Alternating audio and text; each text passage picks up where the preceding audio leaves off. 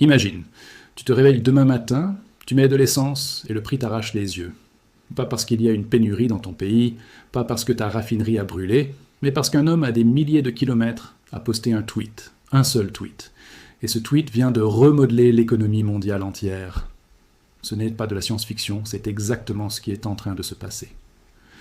Dans les prochaines minutes, je vais t'expliquer pourquoi des experts parmi les plus sérieux au monde disent aujourd'hui que les prix que tu vas payer à la pompe pourraient atteindre des niveaux jamais vus dans l'histoire des États-Unis.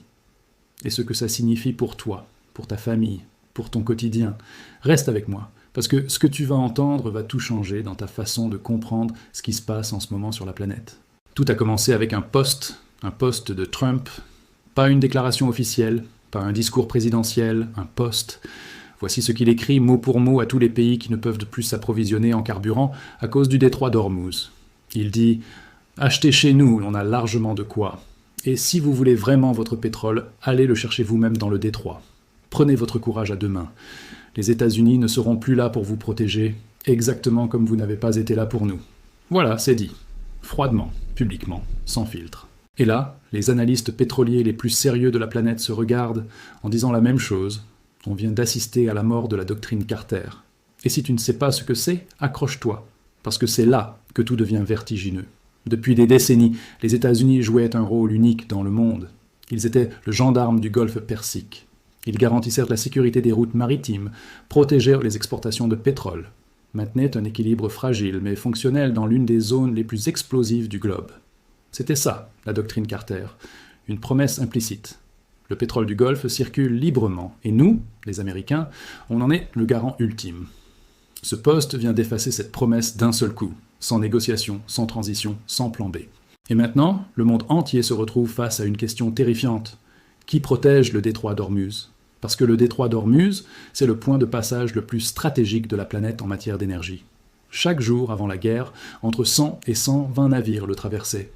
Des pétroliers géants chargés à ras-bord transportant le pétrole qui alimente les usines, les voitures, les avions, les hôpitaux du monde entier.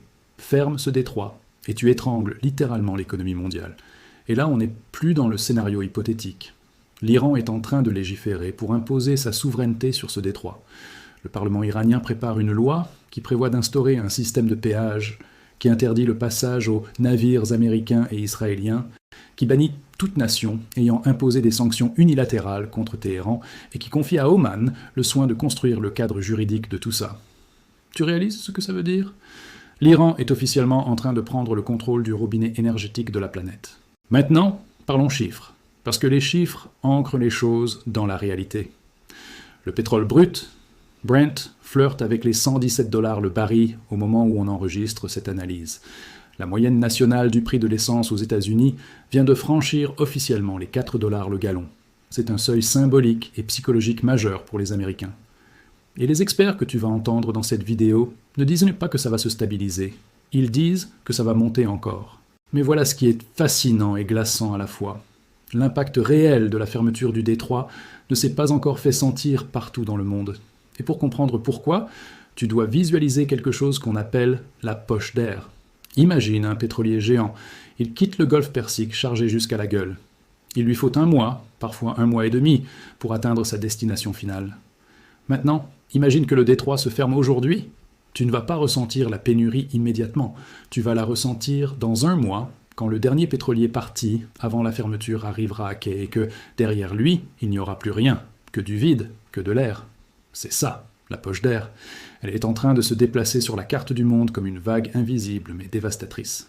Cette semaine, elle touche l'Asie de l'Est. La semaine prochaine, l'Europe. 2 semaines après, l'Amérique du Nord. Les Coréens du Sud perdent le sommeil, l'Afrique de l'Est est en crise, et toi, dans 2 semaines, tu vas sentir cette poche d'air directement dans ton portefeuille à chaque fois que tu t'arrêtes à une station-service. Et là, on n'est qu'au début de l'histoire, parce qu'il y a un acteur dont on parle trop peu, un acteur qui regarde la scène avec un grand sourire, qui est le bénéficiaire absolu, le gagnant objectif de cette catastrophe géopolitique, la Russie. Pense-y une seconde, la guerre en Iran fait exploser les prix du pétrole. La Russie est un exportateur majeur. Chaque dollar supplémentaire sur le baril, ce sont des milliards qui rentrent directement dans les caisses de Poutine. Les sanctions que l'administration Trump avait laborieusement mises en place contre le secteur pétrolier russe au cours des 9 derniers mois sont réduites à néant, effacées. La pression économique sur Moscou s'est évaporée en quelques semaines de conflit au Moyen-Orient. Et tu sais ce que ça fait, Zelensky, quand il regarde tout ça ? Il comprend. Il comprend que plus le pétrole monte, plus Poutine s'enrichit. Alors, il reposte. L'Ukraine a dramatiquement intensifié ses frappes contre les infrastructures pétrolières russes. Reuters rapporte que 40% des infrastructures d'exportation pétrolière russes sont hors service.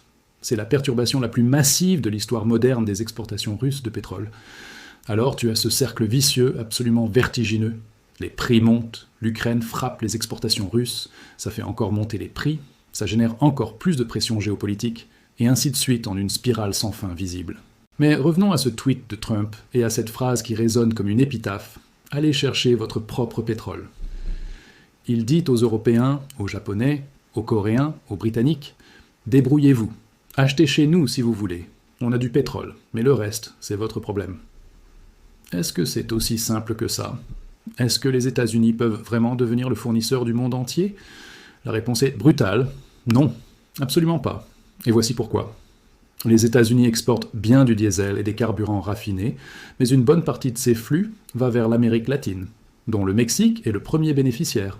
Si l'Europe commence à surenchérir pour acheter ces mêmes cargaisons, elle va certes s'en procurer, mais à des prix astronomiques, et elle va priver l'Amérique latine de ses approvisionnements.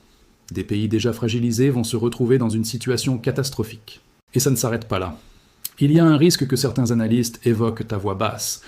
Le risque que Trump finisse par interdire lui-même les exportations de pétrole raffiné américain. Et là, ça devient paradoxal à un point absurde. Si les États-Unis bannissent leurs exportations de diesel, oui, à court terme, les stocks domestiques augmentent et les prix semblent baisser. La Maison-Blanche se félicite. Mais 2 ou 3 semaines plus tard, ce surplus de diesel sans débouché commence à saturer les raffineries du Golfe. Elles réduisent leur production et tu te retrouves avec une pénurie d'essence sur la côte Est et la côte Ouest. Pas parce qu'il n'y a plus de brut, mais parce qu'on a cassé les mécanismes de raffinage et d'acheminement. C'est le genre de réalité contre-intuitive que les politiques ne veulent pas entendre, mais que les marchés comprennent très bien. Maintenant, parlons du scénario que personne ne veut vraiment envisager. Le baril à $200 et plus. Il n'est pas dans la tête d'un conspirationniste, il est dans les modèles des banques d'investissement et les conversations des ministres de l'énergie. Ce scénario, c'est celui d'un conflit qui dure, avec des troupes au sol, des attaques sur l'île de Karg et une fermeture réelle et prolongée du détroit d'Ormuz. Dans ce cas, les économies avancées ressentent le choc par une hausse de prix insupportable. Mais dans les pays en développement, ce n'est pas un choc de prix, c'est une disparition physique du carburant. Les camions ne roulent plus, les hôpitaux tombent en panne de générateurs, l'agriculture s'effondre. C'est une crise humanitaire planétaire. Voilà pourquoi les experts préfèrent espérer l'alternative, qu'on appelle le TACO unilatéral. L'idée, c'est que Trump décide seul de stopper les opérations militaires sans accord ni traité, juste par un poste qui dirait « c'est terminé, la marine américaine rentre à la maison ». Un retrait brutal, sans explication, exactement comme il a commencé. Est-ce possible ?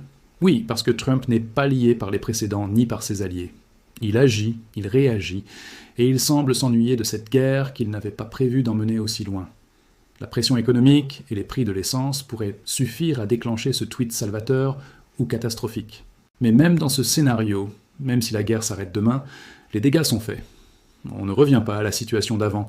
L'Iran garde une souveraineté partielle sur le détroit et instaure un péage réel. Le marché pétrolier devient structurellement plus cher et plus instable. Comme le dit un analyste, dans aucun scénario raisonnable, le marché ne se retrouve dans une meilleure position qu'avant. Le mieux qu'on puisse espérer, c'est un déficit profond plutôt que catastrophique. C'est ça, l'optimisme aujourd'hui. Pour toi, concrètement, ça veut dire que tu te prépares à la saison de conduite estivale, la plus chère depuis 2022.